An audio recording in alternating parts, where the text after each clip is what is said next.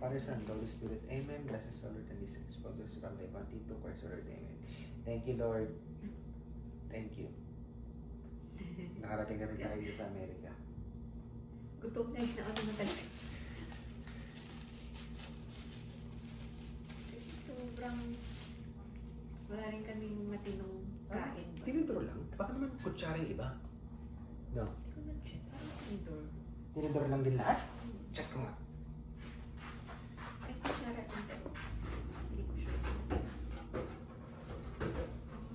Ito yung orange chicken. I think Sure, tinidor lang. madami din yung servings. In fairness.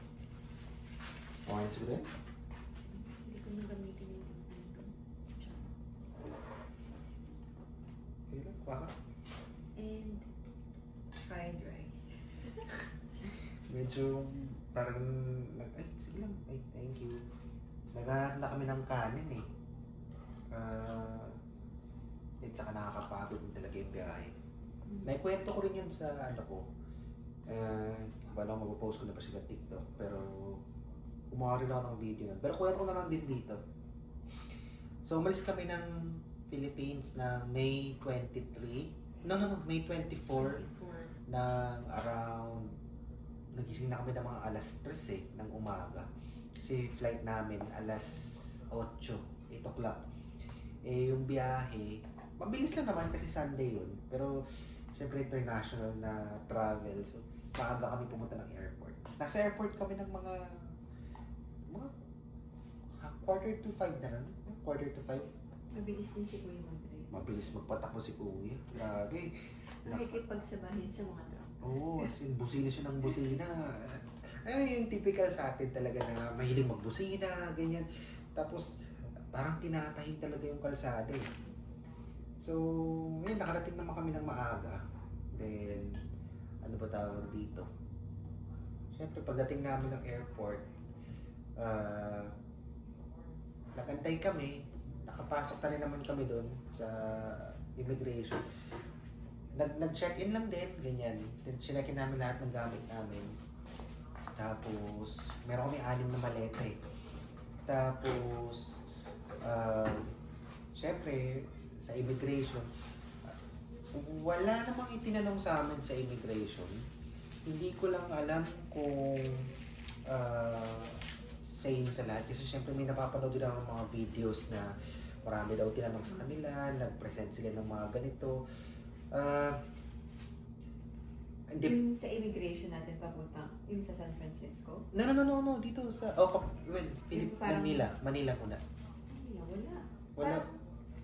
Hindi ko lang alam kasi dahil ba ang passport kasi is British yung gamit namin.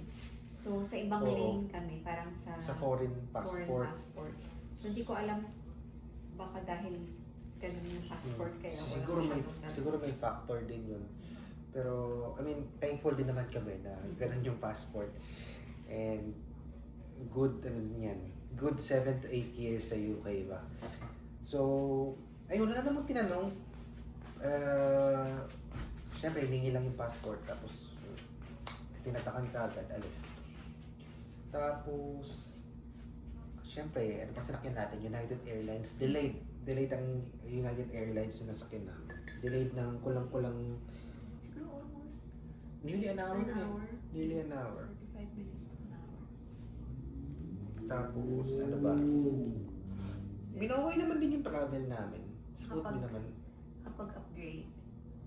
Oo, nakapag-upgrade kami into business class. Gawa ng, mura lang siyang, mura yung pinaka-upgrade, no? Hindi naman siya mura, pero kumbaga kasi yung ticket namin from Manila to Fargo, kumbaga reimbursed na yun Oo. ng agency or agency. ng hospital. So, technically, yung ginastos na namin pamasahe is yung sa upgrade namin. Oo. Na, which is, feeling ko mas okay siya kasi mas madaming allowed na luggage allowance. Oo. So, yung sa amin sa 6 na maleta na yun, siguro, ang allowed kasi kapag business class is around 70 pounds. 50 to 70 pounds na weight limit. Tapos, yun nga, dapat kasi ang dalawa sa maleta namin, sa 6 na yun, is hand carry or carry on. Pero sabi ng sa may ticketing office, free naman daw yung na i-check-in. So sabi namin, sige, check-in na lang namin. Kasi may dala pa kaming backpack na super bigat. So yun. Kaya feeling ko mas okay na yung nag-upgrade kami into business class. Doon lang naman. Kasi yung sa 13 Yung leg hours, lang din. I mean, naka-experience naman kami ng gano'n nakatagal. And to be honest, nakaka-ano lang talaga siya. Masakit sa legs. As in, nakakapagod din talaga yung, alam mo yun, yung long haul flight talaga na 13 hours, 14 hours. And hindi naman to yung, ano ba, hindi naman namin to inaaraw-araw na ginagawa. I mean, ikataon lang din na gano'n. So, might as well, sige, subukan namin. At saka, Tsaka kasi ang tagal din ng antay namin sa layover namin sa San Francisco. So mga 11 hours yung mag-aantay namin. So wala kami masyadong, alam mo, hindi kami makapag-rest, hindi kami makakatulog, hindi namin maangat-angat yung paa namin, ganyan. So maganda din kasi may kasama ng lounge access. Kahit na yung business class na binook namin or in-upgrade namin is yung flight namin Manila to San Francisco. Pero dahil same booking siya, tsaka parang same day naman yung travel, yung privileges ng business class na ticket is na-carry forward up until sa Chicago. Pero feeling ko up until ng Fargo din kasi nakalagay sa ticket is Polaris United International. So, nung nasa San Francisco kami, nakapasok din kami sa lounge nila. lang sila. Ang hindi lang is nung sa Chicago kasi Magaling araw. madaling araw. Kaya yun, nakapag-shower pa kami nung sa may San Francisco. Which is maganda. Pero hindi masyadong yung food. Siguro yung food nila hindi masyadong, alam mo, walang masyadong choices compared siguro kung ibang lounges. Masaya ako sa libreng chinelas. Tsaka toiletries. Tsaka masaya kami kasi sa experience. Kasi hindi naman namin nakalain na may experience namin yun. Di ba lang? Totoo.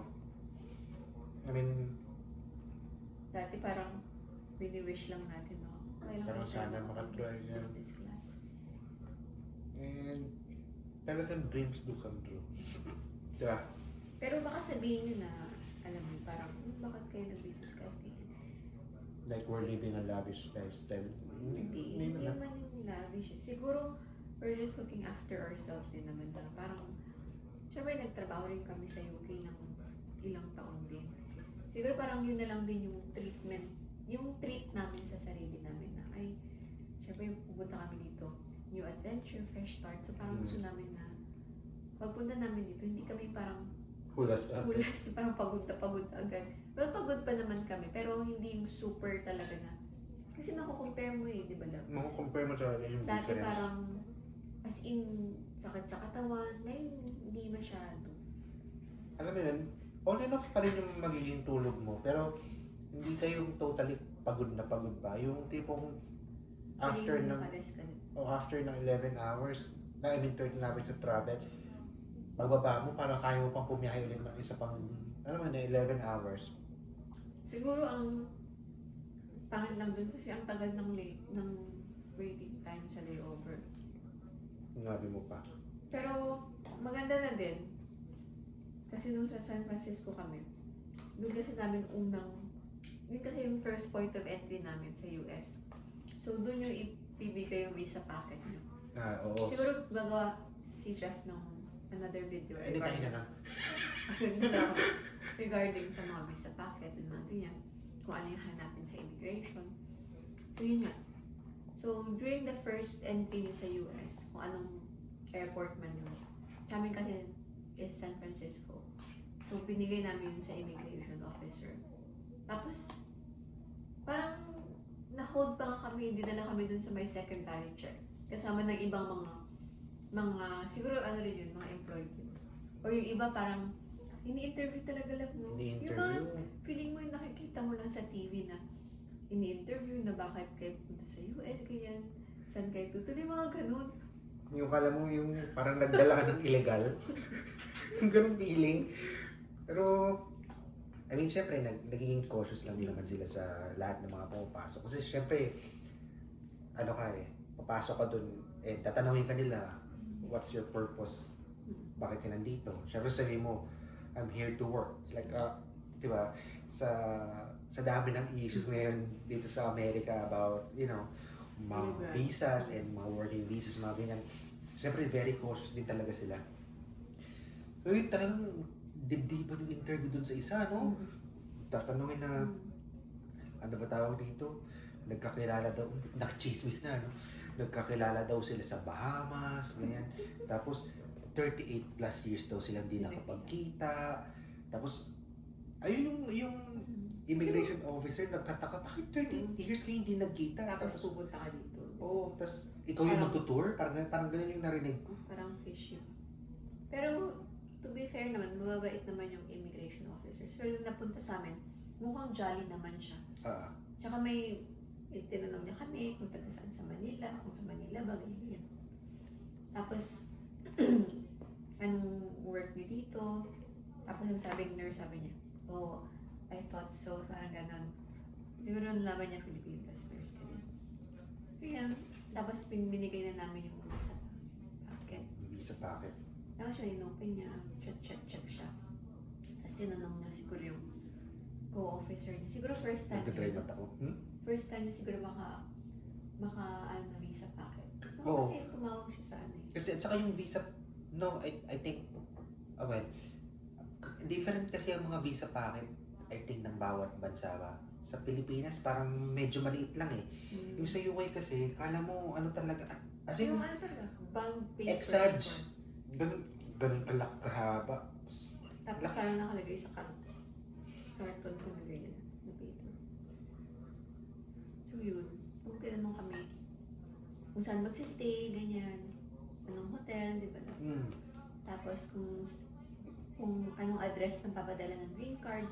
So, pinili namin yung address ni Tita ni Jeff. Kasi wala pa nga kaming permanent address. Hindi pa kami nakahanap ng apartment. So, yun muna para sure. Tapos pagtapos nun, tinataka na niya. Tapos sabi niya, yung tatak na yun parang for 1 year. Whilst wala pa daw kami green card. Yun daw yung proof na legal kami na magsistay sa US. Tapos parang good 3 months, so roughly. Maximum of 3 months. Pagka hindi mo pa daw natatanggap yung green card mo, kontakin mo daw yung USCIS. Tapos after nun, labas na kami. Ang daming check. Paglabas ulit nun, tatanungin ka kung ano bang sa custom. Ano mga dala mong gamit sa maleta, ganyan. Good to know lang din. Pwede daw ang mga... Pwede yung corned beef, no? Saka ano ba?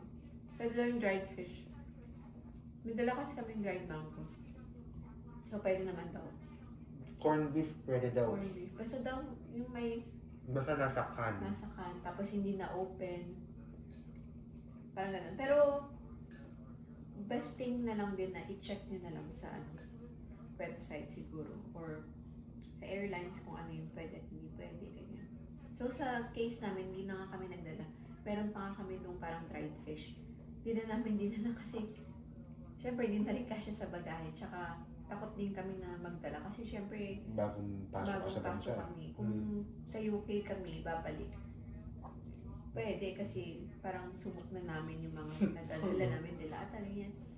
Tapos yung kumausap sa amin si Mr. Green sa name tag niya. Sabi niya, oh, do you have any condiments, any magic syrup, any soy sauce? Alam niya yung mga pagkain ng mga Pilipino, mga products ng mga Pilipino. Siguro marami kasing mga Pilipino na nagdadala ng mga ganun. Tapos sinanungan namin about sa rin, okay naman daw. Tapos meron din daw doon na nagdala ng mga shells, parang ganyan. Siguro yung mga Capiz shells or any shells, parang wind chime siya. Tapos, parang hindi daw pwede nung una. Tapos, nung naglaon daw, parang na-find out naman daw nila na okay naman daw. So after nun, lakad na kami, papunta na kami sa exit kasi i-bag drop namin yung luggage namin ulit kasi hindi siya yung parang self-transfer kasi yung luggage. Tapos papunta na kami sa exit, may humarang sa amin na babae din from custom, sabi Ganun ng tanong. yung tanong. Tapos sabi ko na lang, parang natanong na kami ni Mr. Green. So, nagtanong pa din ulit siya, ganyan. Siguro kasi ang dami naming maleta kasi. Pero kasi 3 doon malalaki, tapos yung the rest maliliit. So, kumbaga, kung yung maliliit ay isang malaking maleta na yun.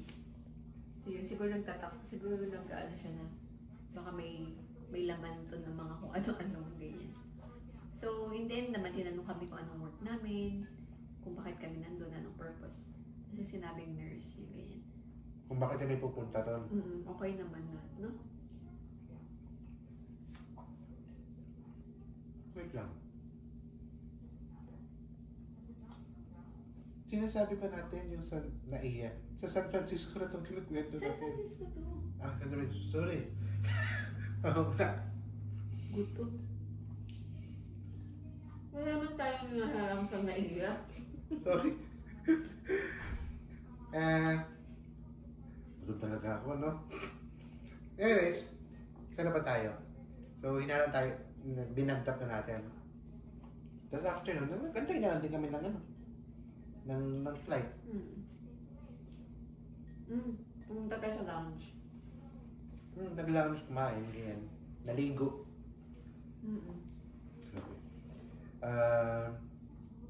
Ayun, okay din yung lounge nila. Yung nga lang, sabi nga ni Kim, hindi masyado maano yung mga food. Pero yung amenities mo, okay din naman. Pero yung sa may San Francisco na Polaris Lounge, meron silang parang area for dining.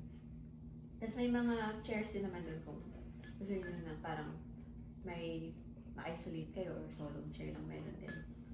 Pero parang ang ingay kasi nila. Tapos nung paalis na sana kami, may nakita si Jeff na parang quiet lounge, parang gano'n. So doon na lang kami pumunta. So initially wala masyadong tao, so doon na kami nakaupo. Tapos may shower doon banda, tapos may mga toilets din. Tapos syempre later on, dumami na yung mga tao kasi may mga ibang flights na rin na land. So naligo muna kami bago kitain sila tita. Tapos bago lumabas sa airport.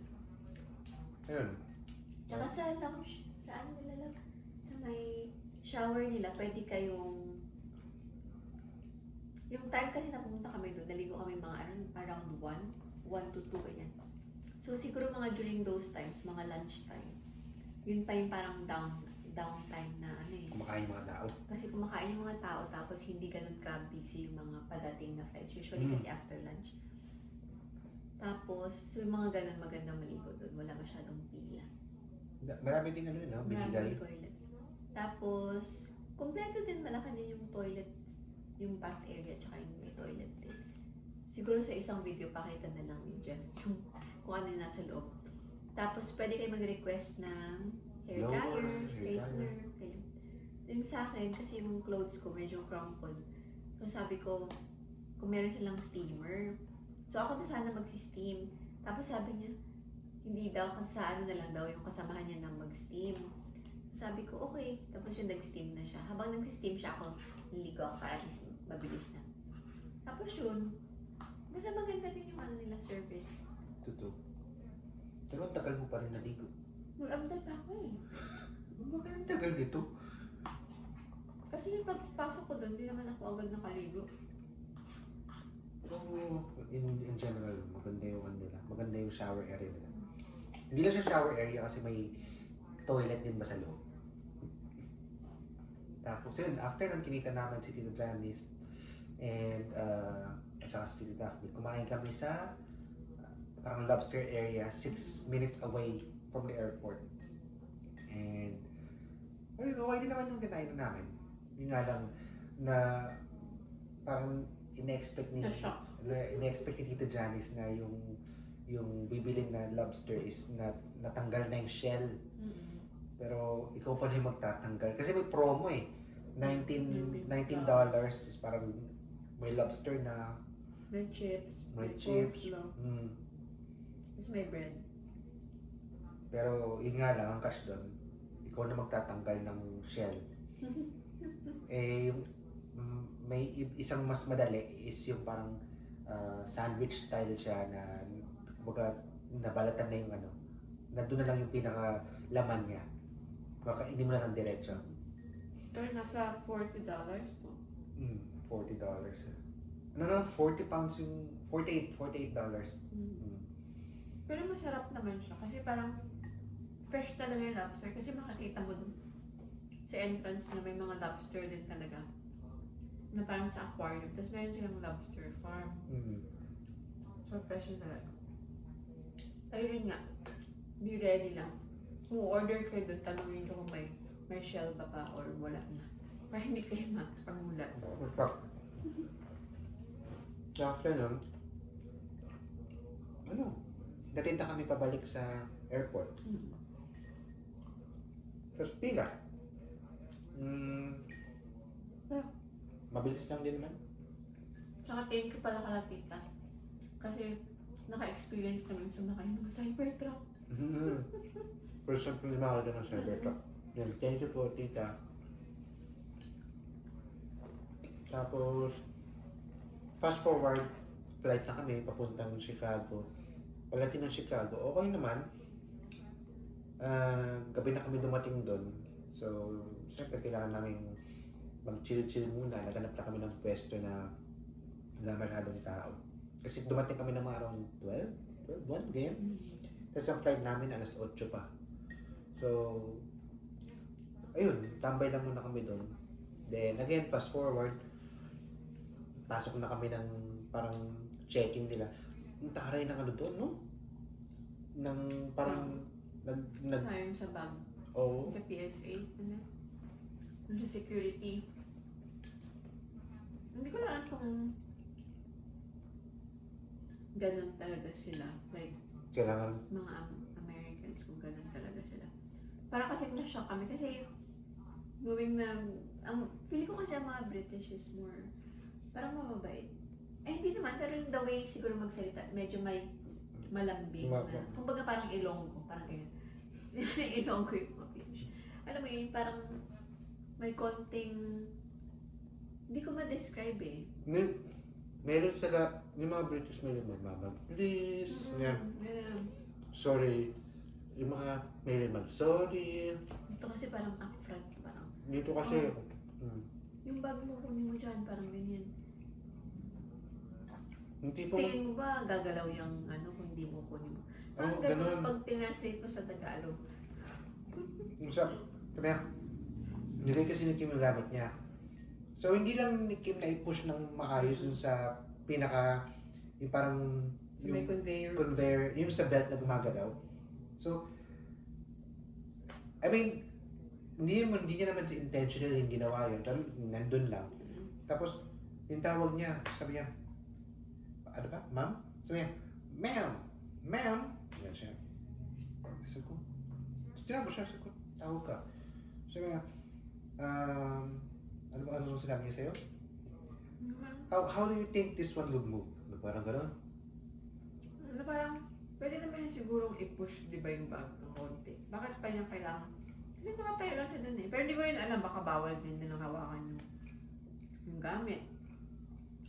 Pero, For some reason. Pero kasi, yung mga words pa na ginamit, parang, na, yun nga, kung itatranslate mo ng Tagalog, sinong mag-uuso nito? Ako ba? Parang gano'n, no? So, parang, hindi naman siya racist kasi ganun din naman yung hindi siya well, siguro, pero, ganun din yung sinabi niya, di ba, sa isang babae na puti. I think ganun lang talaga siya, or she's having a bad day. Well, anyway, okay na, naka-move na kami dun. Tapos, yun na. Bumili tayo ng ano? Pero, sorry lang, McDonald's. I wouldn't say na lahat ng Americans ganun. Kasi may mga namit naman tayo na very Iba- ano eh. Alam mo, may talagang pleasing yung personality na mag-engage into conversation. Ang dami kong pagkain sa bibig mo. And, alam mo yan, nagkataon lang siguro na yung taong yun. Ano din siya eh, hindi siya white. Siguro yung itsura parang, Hispanic, parang Latina, gano'n. Pero kasi, hindi naman sa in-expect mo na mas maging malumanay sila. Pero kasi, kung ang work mo is people facing, sana dapat yung aura mo din is, alam mo, parang approachable ka, na helpful, parang ganyan. Eh parang hindi. Yung parang, syempre minsan, di ba, ang haba ng pila, kung ikaw yung passenger, kung gusto mo nang matapos na, tapos ganun yung maabutan mo sa kanya. So parang, nakaka-bad trip ba minsan? Actually, may nabasa rin ako lang. Kasi, napasearch ako na kung sinearch ko online ba na Ganun daw talaga siya. bakit yung mga nag-work sa ganyan, sa mga TSA, bakit matatari, ganyan. So, ang sabi doon, pwedeng they're having a bad day, pwedeng yung iba, alam mo yun, paulit-ulit na ganun yung nangyayari na, let's say, sinabihan ka na niya, after 5 minutes, meron na namang ganun. Tapos after 5 minutes, meron na namang ganun. Na parang naririnig na sila na paulit-ulit. Kasi syempre hindi naman natin kasalanan na di ba? Kasi first time lang yun nangyari. Sa iba naman, hindi naman ganun. Totoo. Saka, alam mo yun, at the end of the day, I think, kailangan lang natin maging understanding and maging mabait sa isa't isa. Kasi, itong mundo natin napaka-stressful na, di ba? So, and alam mo yun, hindi natin alam kung ano yung mga iniisip ng ibang tao. So, might as well, diba, Hindi ko na lang yung umintindi. spread kindness and, positivity. Kasi, yun, para chill lang tayo, para happy-happy, di ba? Sino bang may ayaw na maging happy? So, moving forward, nakalampas na kami doon, umila kami ng McDonald's. So, kumain na kami ng sandwich doon. Then, after nun, nag-fly na kami pa Fargo. 2 hours din yung flight. Late na aeroplano, no? Late lang. Parang alang seater lang. Kasi talagang proven pag maliit makalampag. Maramdaman mo talaga na, alam mo yan, yung mga turbulence, gano'n. Parang feeling mo nakasakay ka sa toy, yung plane, na toy plane, parang gano'n. Kasi ang liit niya. Totoo. Very safe naman kami nakalanding. Tsaka, Nauna yung malita natin. nauna pa yung maleta na. Kala namin kasi, yung mangyayari is tulad nung sa San Francisco, parang kukunin pa namin, tapos i-check in ulit, ganyan. So, nung nasa Chicago kami, inaantay namin yung maleta, wala. Sarado na yung sa may conveyor belt. Tapos sinanong ni Jeff dun sa isang mama. Sabi niya, ay, nandun na yung sa Fargo eh. Tapos chinek din sa app. Actually, maganda din kasi yung sa United, may message sila eh. May update talaga sa app. May update sila. I mean, nakita naman namin na nakalagay doon na nasa Fargo. Pero, First time kasi nangyari sa amin, na nauna yung maleta. kaya nauna yung maleta. At saka, well, wala naman kami sinasabing mali yung nasa app. Pero, syempre, first time din namin lumipad pa Amerika para magtrabaho. I mean, nakapunta kami before dito, pero as vacation. Tapos, first time lang din namin pumunta rito na 6 na maleta. Na, alam mo yun, buong buhay mo nandun eh. Tapos mawawala. Tapos, syempre ayaw mo naman mawala. So, naging cautious lang kami na nakita namin sa app na nandun na. Tapos tinanong pa namin kung nasa na ba talaga. Sabi nga, nandun na din naman daw. So, ayun, tiwala lang din kami. Fast forward, nakalanding na kami ng Fargo na around 11. Umalis kami ng Chicago ng mga 8. Ganyan. 8:30. Delayed din. Konti. Tapos, Pero anong impression mo sa Fargo? Kasi nung sa plane, tapos tumitingin ako sa outside, sabi ko. Tapos parang, alam mo yun, parang malamig sa labas. Tapos yung window ng plane is puti na. Sabi ko, ala, baka super lamig na yun. Nag-frost? Parang ganun. Tapos pagkatingin ko sa labas, wala akong makita mga buildings, mga bahay. Puro Parang, pala yan. sabi ko, hala, pala yan. Parang ganun ba? Parang empty land lang halos ang kita ko. Sabi ko, wala, parang pala yan po.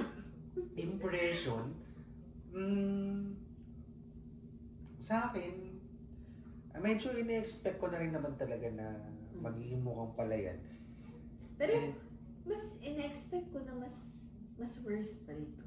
Kasi actually, ako rin. feeling ko dati na parang isolated talaga yung lugar na wala Based masyadong sa napapanood natin sa Pero YouTube, okay no? naman eh. I mean, at saka, syempre, sa mga, katulad na ito, nag-order kami ng pagkain. Sa dati namin kasing place sa UK, sa Exeter, hindi ganun kadami yung nabibili natin ng food, no? In terms of if gusto mong mag-take away, mag-take out, hindi ganun kadami ang pwede mong ma-take out. Puro kebab. Kebab, Chinese food, fish and chips, Ito is Chinese. McDonald's, Burger King, ano pa, parang, actually wala nang Burger King eh.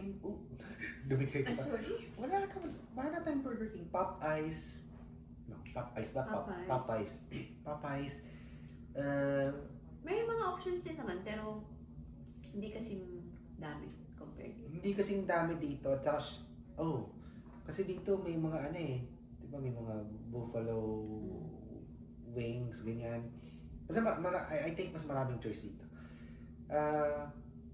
Impression, I mean, happy ako sa happy ako sa nakikita ko. Kasi ito pa lang naman napunta namin airport, tapos napunta dito.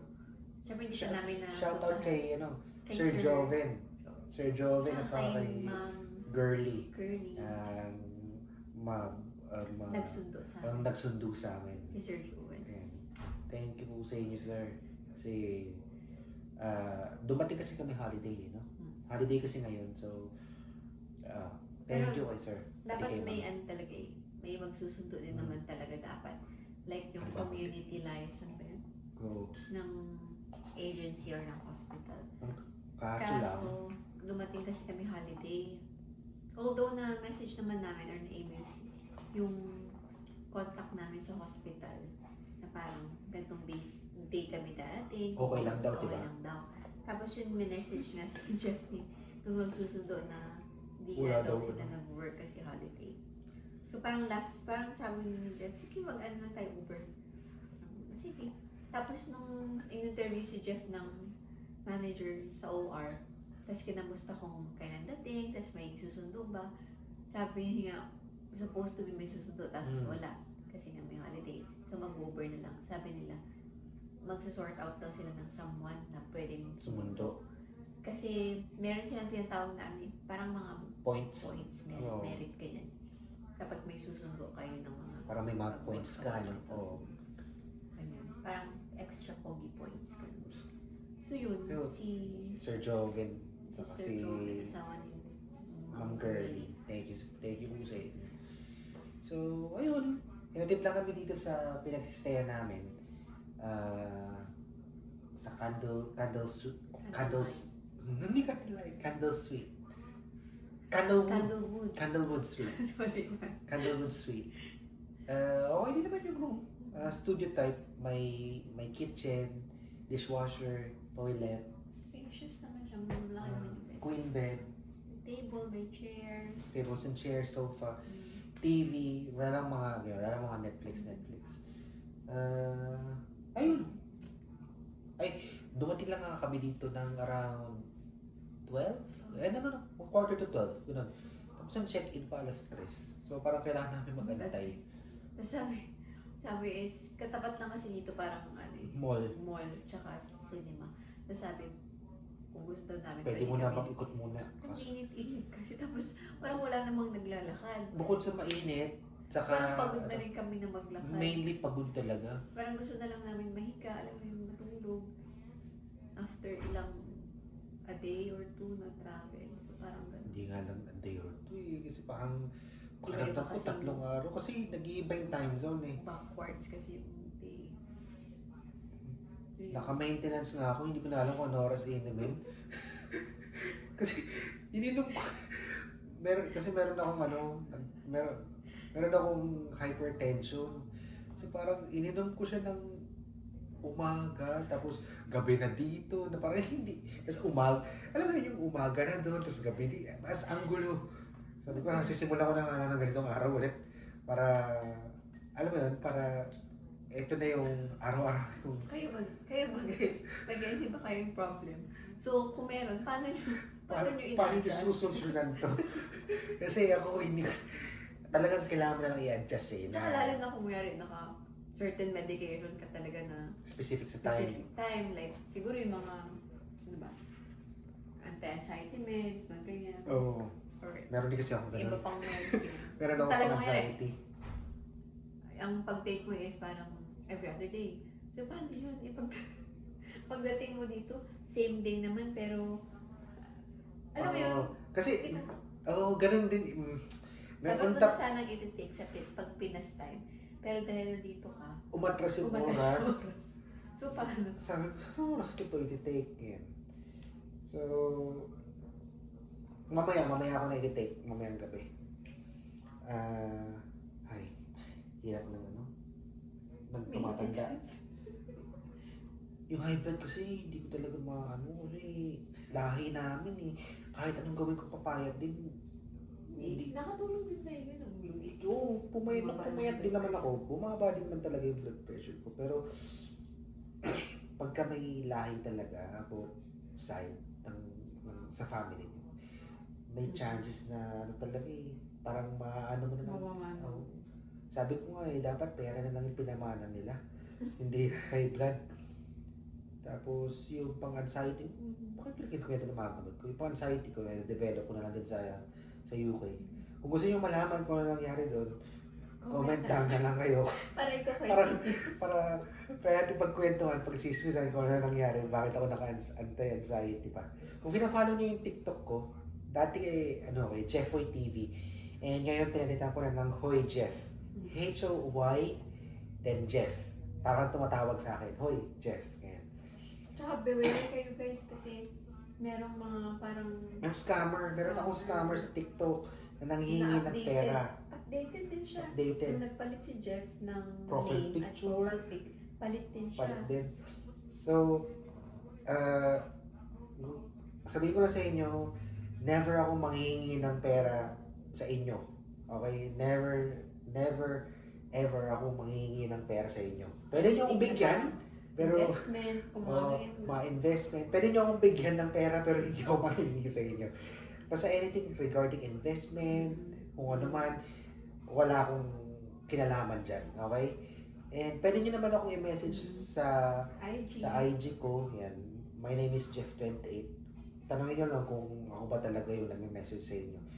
Kasi meron na isang nadali. Ewan ko lang kung isa lang, pero baka marami-rami na din. Nakadali din siya ng kulang-kulang, magkano yan? 3 to 5,000 pounds. So, ang peso, magkano yun? Let's say 5,000, magkano na peso ngayon? 80. 8 times 5, 40. Tsaka, 400 plus pag ganun kasi, 1,000. dapat di tayo maniniwala. Totoo. Like, kasi kung pinapromise naman nila na babalik yung pera mo ng doble or triple, pwede ka naman kuya, huwag mo ibigay lahat ng pera mo. Like, Totoo. kuya, bibigay ka ng 200 pounds. Ganyan, i-test mo muna kung totoo or hindi. Pero pag mga ganyan, dapat extra careful. Careful and cautious tayo. Well, anyways, I think medyo sumegway tayo sa kwento natin. No? Sorry. Ibang din. Na dala tayo ng emosyon eh. So, Ayos kasi yung scammer. totoo. So, paano ba to? If gusto niyo ng mga ganitong type ng videos, comment down nyo lang or comment questions kayo, comment down below. And susubukan namin, hindi naman susubukan, pero gagawin namin yung best namin. Gagawin namin yung best namin para sagutin yan. Sagutin yung mga questions niyo. Siyempre, gusto rin namin kasama kayo sa journey namin, sa panibagong journey namin Totoo. dito sa US. Kasi nung nag-UK kami, Part Parang 2. separate individual pa kami nun, so hindi pa kami magkakilala. Saka kung gusto nyo malaman paano kami nagkakilala, pwede rin. Yan. Pwede nyo So, i-comment. ito, parang point of view namin as mag-asawa na galing sa ibang bansa. Mag-asawang nurse Na pumunta dito. na pumunta dito na Na- galing ibang bansa rin. Na, alam mo yun na at our age na parang 30s, early 30s and then mid 30s. Kung bakit pa kami pumunta dito. Yung mga Totoo. ganong tanong na anong nag-push sa amin na pumunta dito, anong nag-push na pagpatuloy namin yung dreams namin, na bakit namin iniwan yung UK na considering na citizen na din kami doon. So, yung mga ganong bagay ba? Kung gusto nyo malaman yung mga answers doon, Comment nyo lang. comment kayo tapos follow nyo kami para masundan yung struggle namin. Struggles. Struggles mga- na, yung mga first time na Oo. na parang mag-asawa na Struggles and small wins. and small wins. Yeah. So, paano ba to? Ano bang sinasabi dito? So, follow nyo lang tong account namin. Okay, Hoy Jeff sa YouTube. Hoy Jeff. And Tapos yung mga socials namin, sa socials namin, TikToks namin, sa Blue App, sa TikTok, ganyan. Hoy Jeff naman lahat yan. So, Instagram lang. My name is Jeff28. Tsaka, ano sa'yo? sa TikTok na lang. TikTok, Kimi and Kimi. Beyond. Kimi and Beyond. So, ayun lang. Thank you sa panonood and we will see you again soon. Ciao!